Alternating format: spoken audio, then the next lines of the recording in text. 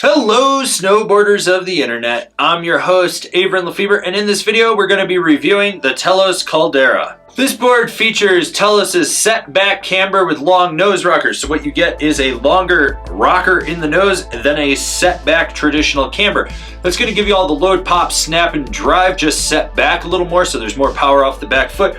But that rocker in the nose is going to give you ease of entry in and out of turns, as well as more optimal powder float. This board is available in 148, 152, 156, 160, and 164. I rode this board at Arapahoe Basin on an overcast day with blowing winds. You had 6+ inches of fresh snow with chopped chunder ice and a whole bunch of crap underneath it.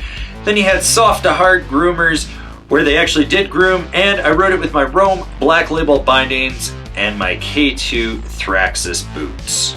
The overall flex of this board comes in just above a middle of the road powder freeride flex. It's slightly directional in nature, so you do have a softer nose, especially where that rocker is, and then it stiffens up and stays consistent through the inserts, and then the tail gets a little bit stiffer. The torsional flex is noticeable but not overly abundant.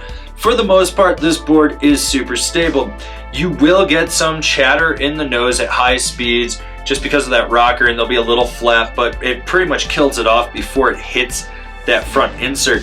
And then when you're charging hard into lumpy terrain, that rocker will actually flex and bend up so that the center of the board is taking that hammering, and it does a great job of just dissipating any of those hits so that you stay up on top of the snow. There's a little bit of snap in this board, but it's nothing special. You do have to load that camber section of the board up, and when you roll back on the tail, it'll give you a little bit of pop. It's good enough for porpoising through deep snow or launching off a roller, but it's never going to be anything that's overly mind-blowing for the type of category that this board is in. Won't lie, didn't even try to butter this thing. I was too busy smashing pow and slashing.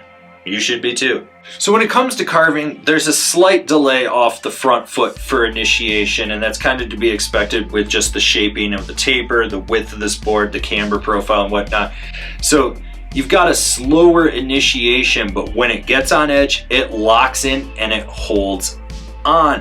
When you drive this board from inside that rear foot, loading that camber and pushing that power into the tail, you can really snap this out of a carve. Basically, this board can carve right after you initiate. You never really have to worry about it. It's gonna do short, tight, quick carves, medium, mellow carves, or deep, hard carves. You're gonna be able to lay it over and never have to worry about it. Who's this board for? The pow-loving swallowtail guy. This board's predictable when you get on it. It rides consistent, it smashes pow, it doesn't really get too bucked around in super rutted out terrain. Yeah, it's got a mini swallowtail, but that taper works, the tail sinks. Overall, there's not much more you could ask for this board. It's a float machine, it's great at riding pow, you should probably consider it. That's it. Comparable boards: the Battalion Camel 2, the Jones Stormwolf, the K2 Excavator. Binding recommendations: the Rome DoD, the Now Select Pro, the Ride C8. This has been my review of the Telos Caldera. Do you agree? Do you disagree? Do you own one? Are you going to buy one? Leave me a comment down below. Let's have a conversation about this snowboard. If you're new here, remember to subscribe, click the bell, get those notifications. That way you're not missing any of the videos we got coming out for all you snowboarders of the internet.